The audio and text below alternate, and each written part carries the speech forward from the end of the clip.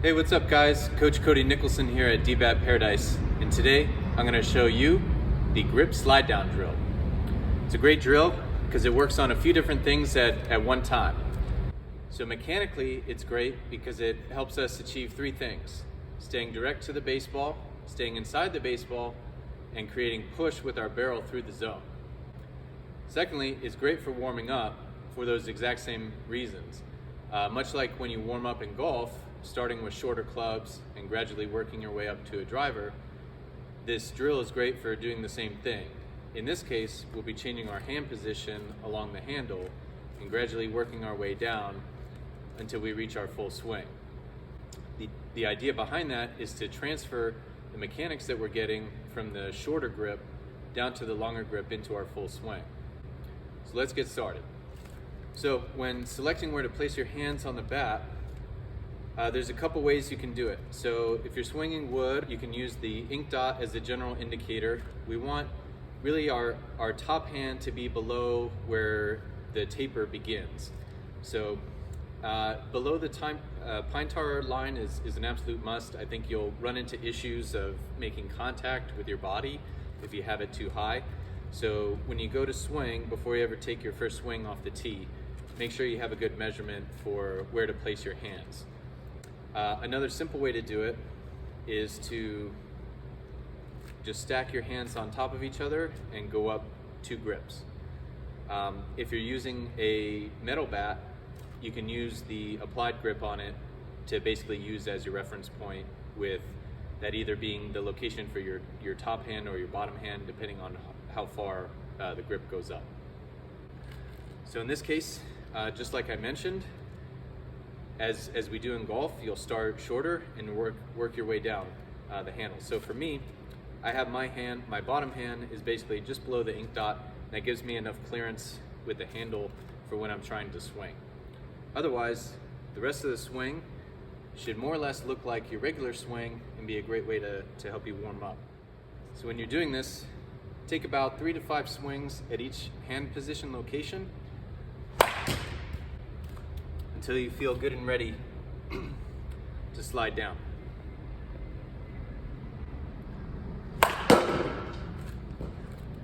I'm going to move my hands down one more increment. So now my top hand is going to be just below the ink dot. And so I basically have another grip width to go down for my next increment.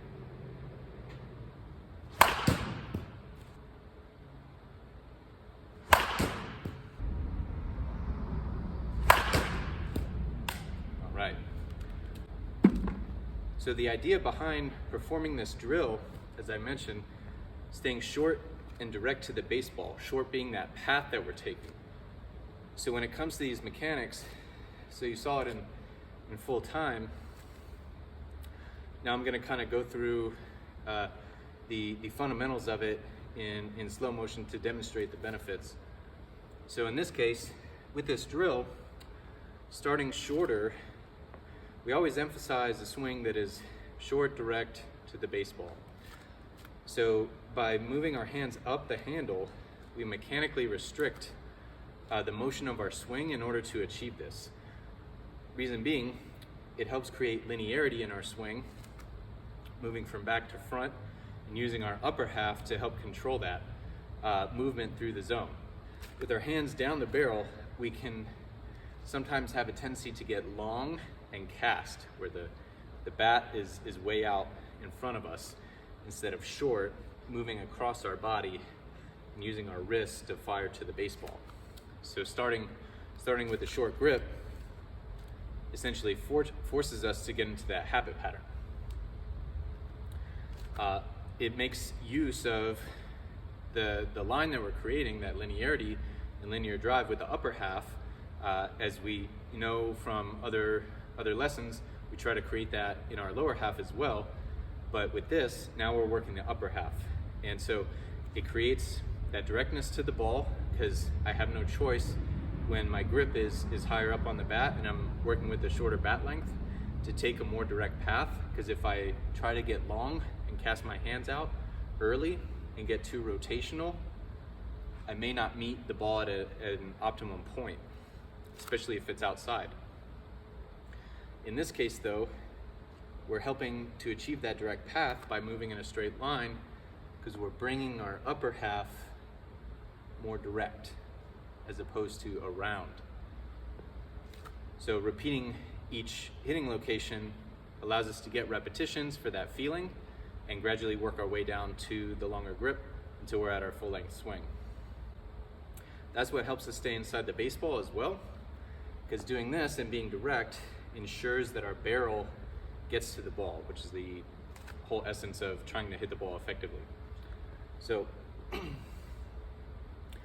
forces that direct path and keeps us inside the ball because we have to take a particular restricted path to get there. As we work our way down, we hope to retain those same benefits in our longer swing.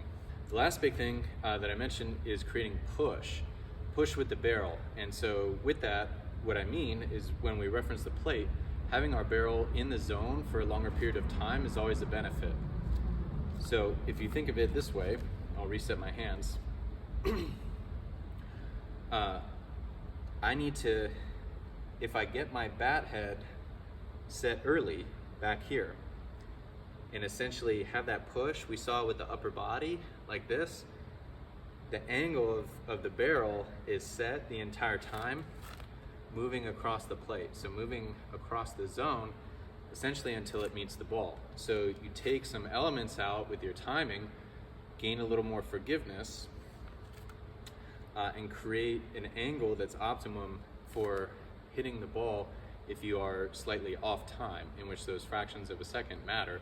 But if your bat head is set and moving in that line through the zone, getting that push, then you make better contact overall. If you need a good reference, I recommend going back and watching Robinson Cano. Really good, smooth left-handed swing for the Yankees. Particularly, there's a nice slow motion video of him during the home run derby at Chase Field out in Arizona that shows this push where the rest of his mechanics, right? So he's already stepped, he's turned, and he's here, and his bat is basically sliding forward until he makes contact with the ball out in front of him. And in that particular home run derby, he ended up coming away with the title. So there you have it, the grip slide down drill. Great for warming up, also great for younger hitters, typically in the 5 to 8 age range, mostly because I see some issues with the strength to weight ratio when it comes to the bat sizes. And so working with these shorter grips helps them get a little bit better control, because a lot of times what ends up happening, they have a bat that's a little bit too long, maybe a little too heavy.